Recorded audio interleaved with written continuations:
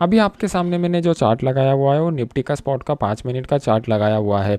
जब मार्केट में मोमेंटम बन रहा था तो लॉजिक को समझ लेते हैं। आज के दिन इनिशियली मार्केट जो ओपन हुआ था वो गैप अप के साथ ओपन हुआ था, लेकिन जैसे ही मार्केट गैप अप के साथ ओपन हो गए यहाँ पर प्रॉफिट बुकिंग वाले मोमेंटम वाले ट्रेड यहाँ पर आ गए। तो यहाँ पर मार्केट प्रॉफिट बुकिंग करते हुए नीचे आ गया और फिर मार्केट एक रेंज बाउंड मोमेंटम में चला गया। यहाँ पर अगर आप देखोगे तो ऑप्शन के प्रीमियम जो थे वो ऑप्शन के प्रीमियम बढ़ नहीं रहे थे, और ऑप्शन में अगर आप लोग ओपन इंटरेस्ट के डेटा को फॉलो करते हो तो ओपन इंटरेस्ट का डेटा जो था वो क्वांटिटी वाइज कम था। मतलब यहाँ पर ट्रेडर की एक्टिविटी हम लोगों को बहुत ही कम दिखाई दे रही थी। इसके पीछे का रीज़न ये है कि कल के दिन मार्केट में छुट्टी है। मार्केट में छुट्टी होने के कारण कोई भी बड़ा पोजीशन यहाँ पर बाइंग के साइड में नहीं ले रहा था। प्लस अगर आप देखोगे तो आरबीआई का क्रेडिट पॉलिसी आने वाला है। आरबीआई का जो मॉनिटरी कमेटी है वो मॉनिटरी कमेटी का मीटिंग आज से स्टार्ट हो चुका है। कल के दिन छुट्टी है तो मोस्ट प्रोबेबली 6 तारीख को उनका डिसीजन आ जाएगा, और 6 अप्रैल के दिन हम लोगों के लिए दो ट्रिगर मार्केट में रहेंगे। पहला ट्रिगर रहेगा एक्सपायरी का, उसी दिन एक्सपायरी भी होने वाली है, और नेक्स्ट ट्रिगर जो रहेगा वो आरबीआई के क्रेडिट पॉलिसी का रहेगा। इसकी वजह से मार्केट में 6 तारीख को हम लोगों को बहुत ही बढ़िया वोलाटाइल सेशन देखने को मिलेगा, जिसमें आपको मोमेंटम मिलेगा और एक ऑप्शन बाइंग के लिए अच्छा अपॉर्चुनिटी क्रिएट हो जाएगा। अभी यहाँ पर डिस्कस कर लेते हैं कि इस तरीके का जो ट्रायंगल पैटर्न बनता है, इस ट्रायंगल पैटर्न को हम लोग किस तरीके से आइडेंटिफाई कर सकते हैं और उसके पीछे का कंप्लीट लॉजिक क्या है। जब भी मार्केट में ट्रायंगल पैटर्न बनता है तो ऊपर की साइड में हम लोगों को एक ट्रेंड लाइन होना चाहिए जो हमें एज ए रेजिस्टेंस की तरह इंडिकेट हो। नीचे की साइड में एज ए ट्रेंड लाइन होना चाहिए जो एज ए सपोर्ट की तरह इंडिकेट हो। ऊपर की साइड में हम लोगों को मिनिमम 2 पॉइंट्स मिलने चाहिए जहां पे मार्केट इस रेजिस्टेंस ट्रेंड लाइन को टच करता हो, और नीचे की साइड में 2 पॉइंट्स मिलने चाहिए। नेक्स्ट इंपॉर्टेंट पॉइंट ये हो गया हमारा क्राइटेरिया नंबर 1। क्राइटेरिया नंबर 2 आता है कि ब्रेकआउट हम लोग जनरली कहां पर आइडेंटिफाई करें। अगर आपको सक्सेस रेट अच्छा चाहिए और आपको रिस्क रिवॉर्ड रेशो अच्छा चाहिए तो हम लोगों का सबसे इंपॉर्टेंट क्राइटेरिया यह है कि ये जो अपेक्स पॉइंट यहाँ पर मिलता है, इस अपेक्स पॉइंट के करीब आने के बाद मार्केट अगर ब्रेकआउट देता है तो उस ब्रेकआउट में हम लोगों को जो सक्सेस रेट है वो सक्सेस रेट अच्छा मिलता है, और वहाँ पे रिस्क रिवॉर्ड रेशो भी अच्छा मिलता है।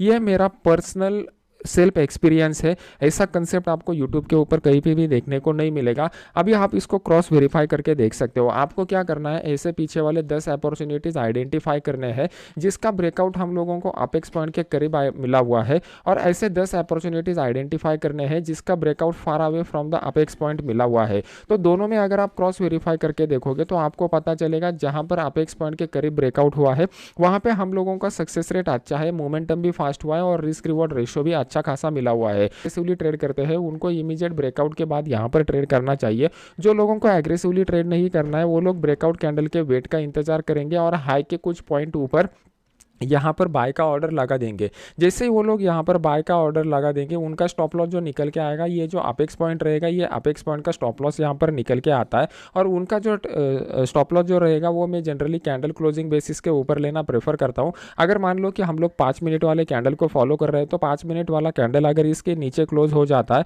तो ये कैंडल का जो भी लो रहेगा वो लो के कुछ पॉइंट नीचे का हम लोग यहाँ पर एसएल लगा देंगे। ये हो गया हमारा एसएल का क्राइटेरिया। अभी टारगेट कैसे कैलकुलेट करते हैं, तो टारगेट कैलकुलेट करने के दो तरीके होते हैं। ये दोनों तरीके मैं आज आपको यहाँ पर बताने वाला हूँ। पहला टारगेट जो हम लोग कैलकुलेट करेंगे तो यहाँ पे ट्रायंगल पैटर्न जो रहता है वो ट्रायंगल पैटर्न का जो हाइट आता है वो हाइट को हम लोग कैलकुलेट करते हैं। सेकंड क्राइटेरिया ये रहता है कि ऊपर की साइड में हम लोगों को रेजिस्टेंस देखना पड़ता है कहाँ पर आ रहा है। रेजिस्टेंस दो तरीके से आप देख सकते हो।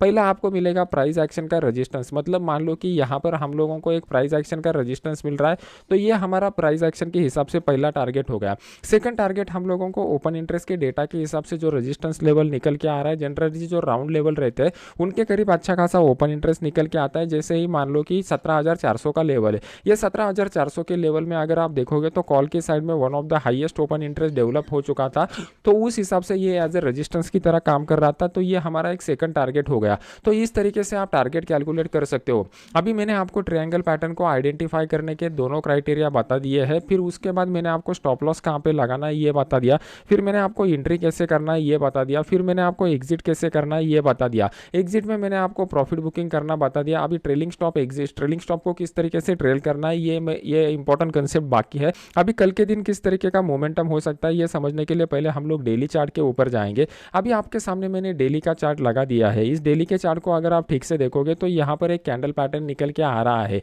इस कैंडल पैटर्न को क्या बोलते हैं, इसको बोलते हैं हैंगिंग मैन कैंडल पैटर्न। ये जो हैंगिंग मैन कैंडल पैटर्न है इसका इंटरप्रिटेशन ये होता है कि प्रीवियस वाला जो ट्रेंड है वो प्रीवियस वाले ट्रेंड को अभी पॉज लग चुका है। ये पॉज जो यहाँ पर लगा हुआ है ये बहुत ही इंपॉर्टेंट लेवल के करीब लगा हुआ है। यहाँ पर अगर आप देखोगे तो अप्रोक्सीमेटली इसी जोन से हम लोगों को एक अच्छा खासा सेलिंग डाउन साइड के मोमेंटम में दिखाई दे रहा था और नियर अबाउट उसी लेवल के करीब आकर मार्केट ने यहाँ पर हैंगिंग मैन कैंडल पैटर्न बनाया हुआ है। प्लस यहाँ पर अगर आप देखोगे तो 17,400 का जो लेवल है ये एक important resistance level open interest की डेटा के हिसाब से निकल के आ रहा है। अगर मार्केट यहाँ पे कुछ टाइम के लिए कंसोलिडेट करता है, मतलब मान लो कि वेंसडे के दिन यहाँ पर मार्केट कंसोलिडेट करता है और थर्सडे के दिन मार्केट यहाँ से ऊपर निकलता है, तो उस केस में हम लोगों को दो ट्रिगर मिल जाएंगे। पहला ट्रिगर रहेगा एक्सपायरी का, प्लस सेकंड ट्रिगर यहाँ पर रहेगा प्राइस एक्शन के हिसाब से यहाँ पर रेंज बाउंड मार्केट डेवलप हो जाएगा और प्लस यहाँ पर एक दिन मार्केट होल्ड करेगा तो यहाँ पे अच्छा खासा ओपन इंटरेस्ट का डेटा भी डेवलप हो जाएगा। तो उस केस में क्या हो जाएगा, यहाँ पर जितने भी लोग यहाँ पर सेल के पोजीशन बनाएंगे वो सब लोग ट्रैप हो जाएंगे और एक्सपायरी के दिन एक अच्छा खासा जैकपॉट का ट्रेड हम लोगों को मिल सकता है, जिस केस में हम लोग 17,400 का जो कॉल है वो 17,400 के कॉल को यहाँ पर बाय कर सकते हैं।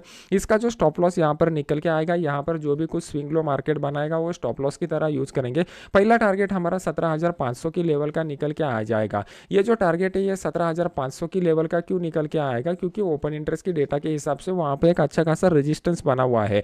अगर वेंसडे के दिन यहाँ पर मार्केट जो है वो मॉर्निंग सेशन में यहाँ पर कंसोलिडेट करता है और आफ्टरनून सेशन में भी ब्रेकआउट देता है तो भी अच्छा खासा ट्रेड हम लोगों को यहाँ पे देखने को मिल जाएगा। अभी डाउन साइड की प्रोबेबिलिटी कब बढ़ जाएगी, यहाँ पर अगर आप देखोगे तो आपको यहाँ पर क्लियर कट दिखाई दे रहा है कि डाउन साइड के लिए मार्केट को थोड़ा वेट एंड वॉच की मोड में रहना प्रेफर करना पड़ेगा, क्योंकि जब भी हम लोग डाउन साइड के बारे में सोचते हैं तो ऊपर की साइड में यहाँ पर एक इंपॉर्टेंट रेजिस्टेंस लेवल निकल के आ रहा है, क्योंकि ये दिन का सबसे बड़ा कैंडल बन चुका है और इस कैंडल को पूरे दिन में, इस कैंडल के हाई को पूरे दिन में मार्केट निकाल नहीं पाया हुआ है। तो ऊपर की साइड में 17,400 का जो लेवल है वहाँ पर जो जिन्होंने भी सेल के पोजीशन बनाए रहेंगे मोस्ट ऑफ द लोगों का स्टॉप लॉस इसी लेवल के ऊपर का रहेगा। तो यहाँ पर मार्केट आने के बाद किस तरीके का प्राइस एक्शन बनता है वो हमारे लिए इंपॉर्टेंट रहेगा। मान लो कि मार्केट जो है वो कल के छुट्टी के बाद वेंसडे के दिन डायरेक्टली ये 17,400 के लेवल के ऊपर ओपन हो जाता है और यहाँ पर पहले 5 मिनट में, 1 मिनट में, 3 मिनट में कोई ऐसा शूटिंग स्टार जैसा कैंडल पैटर्न या इस तरीके का प्राइस एक्शन बनाता है, तो यहाँ पे हम लोगों को 17,400 का जो पुट है वो 17,400 के पुट को यहाँ पर बाय कर लेना चाहिए। ये मोमेंटम वाला ट्रेड रहेगा, तो इस मोमेंटम वाले ट्रेड में हम लोग स्टॉप लॉस जो लगाएंगे वो बहुत ही नजदीक वाला स्टॉप लॉस रहेगा 20 से 25 पॉइंट का, और नीचे की साइड में 1:1, 1:1.5 या फिर 1:2 का भी हमें रिस्क रिवॉर्ड रेशियो मिलता है, तो वो बेटर ट्रेड रहेगा। एकदम क्विक एंट्री और क्विक एग्जिट देने वाला ये ट्रेड रहेगा। जिनको एग्रेसिवली ट्रेड करना आता है वही लोग इस ट्रेड को प्ले करें, अदरवाइज इस ट्रेड को छोड़ दीजिए। मार्केट में सेलिंग का अपॉर्चुनिटी कब डेवलप हो जाएगा, अगर मार्केट इसी जोन में बना रहता है और यहाँ पर कुछ इस तरीके का प्राइस एक्शन पैटर्न बनाता है और यहाँ पर जो ट्रेंड लाइन निकल के आ रहा है इस ट्रेंड लाइन को मार्केट अगर ब्रेक करता है तो ये हम लोग सेलिंग के बारे में सोचेंगे। अगर अदरवाइज कंफर्म सेलिंग जो हम लोगों को निकल के आ रहा है वो 17,320 के लेवल के नीचे जब मार्केट निकलेगा तभी हम लोगों को एक अच्छा खासा सेलिंग के अपॉर्चुनिटी दिखाई देगा।